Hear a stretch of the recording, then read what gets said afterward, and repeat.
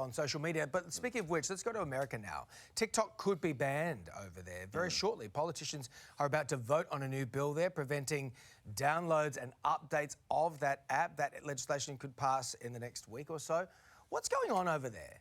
So it's a complex topic, TikTok, right? So TikTok's risen from nowhere to now being, I think it was 170 million Americans are on TikTok. A few years ago, that was zero. It's really come from nowhere. And so it's been very successful. Now, TikTok is owned by a company called ByteDance.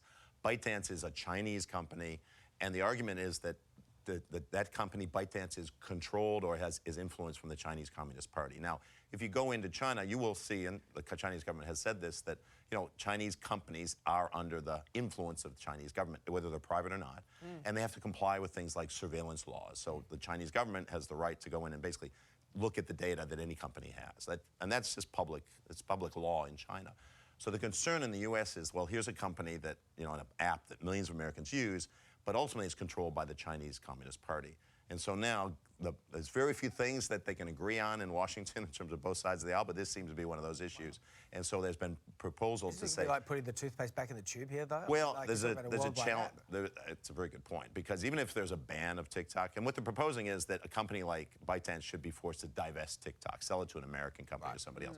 Now, that's probably not going to happen. The Chinese government has said that's probably not going to happen. So if there was this ban that happens, it would say, well, no more TikTok for Americans.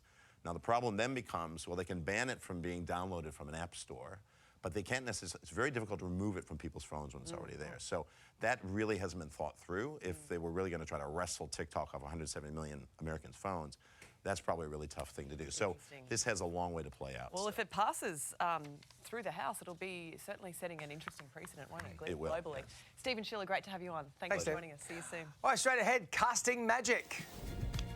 Respect on what? So it's not going to be easy. It's going to be really hard. And we're going to have to work at this every day, but I want to do that because I want